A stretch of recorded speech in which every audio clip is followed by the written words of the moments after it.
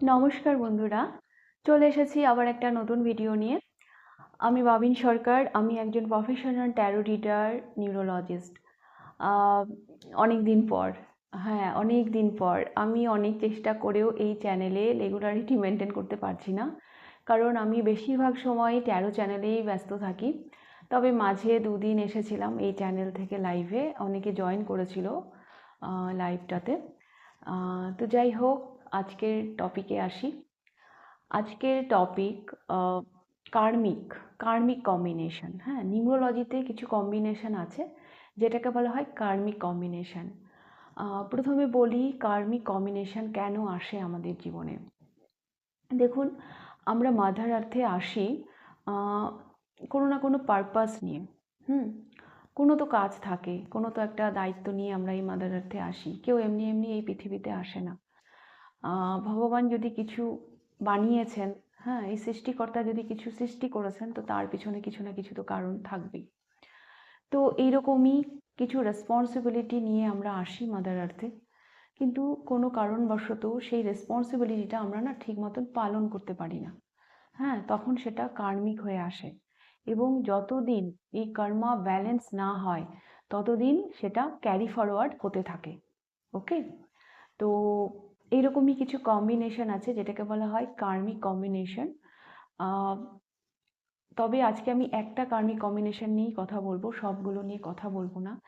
কেন আসে, হ্যাঁ কি এফেক্ট পড়ে আমাদের লাইফে, সেটা নিয়ে বিস্তারিত আলোচনা করব।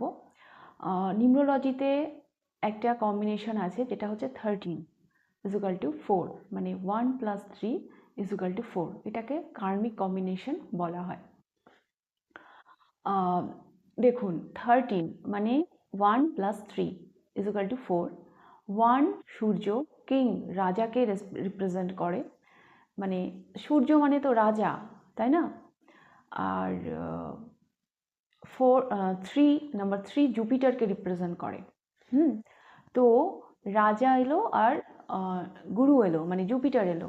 তো কোনো জন্মে, হুম কোনো জন্মে হয়তো আপনি একজন রাজার দায়িত্ব বা একজন গুরুর দায়িত্ব ঠিকঠাক পালন করেননি।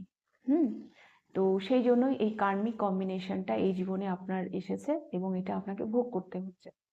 দেখুন, একজন রাজা আর একজন গুরু কখনোই চুপচাপ বসে থাকতে পারে না। গুরুর কাজ সে জ্ঞান নেবে এবং অন্যদেরকে জ্ঞান দেবে, অন্যদেরকে গাইড করবে। এবং রাজার তো প্রচুর কাজ থাকে। হ্যাঁ, তাকে রাজপাট দেখতে হবে, হ্যাঁ নতুন নতুন প্ল্যান করবে, অনেক কিছু। তো এই গুরু আর রাজার দায়িত্ব আপনি ঠিকঠাক পালন করতে পারেননি, সেই জন্য কার্মিক কম্বিনেশন এসেছে 13 = 4।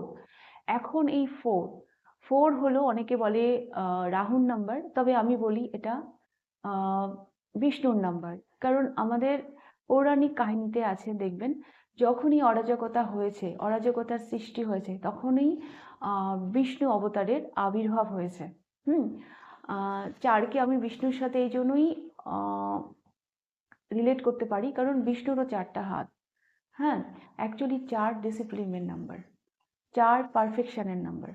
কিন্তু যখনই এই কার্মিক কম্বিনেশনে 4 আসবে, তখন দেখবেন আপনার কোনো কাজ হতে চাইবে না।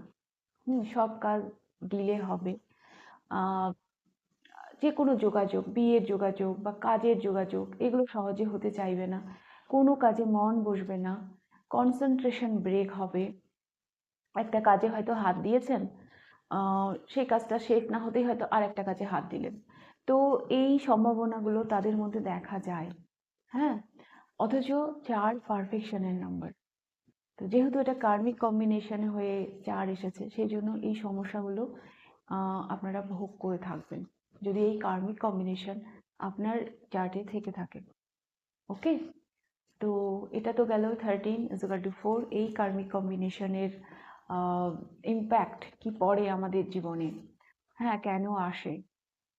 তো নেক্সট ভিডিওতে আমি আরও যে কার্মিক কম্বিনেশন আছে সেগুলো নিয়ে বিস্তারিত আলোচনা করব।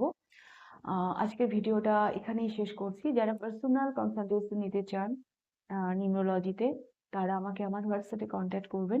আমার হোয়াটসঅ্যাপ নাম্বার ডিসক্রিপশন বক্সে পেয়ে যাবেন। যারা ফার্স্ট টাইম আমার চ্যানেলে এসেছেন, চ্যানেলটিকে সাবস্ক্রাইব করবেন, লাইক করে আমার পাশে থাকবেন। তাহলে আজকের মতন আসি, আবার চলে আসবো নতুন একটা ভিডিও নিয়ে। নমস্কার।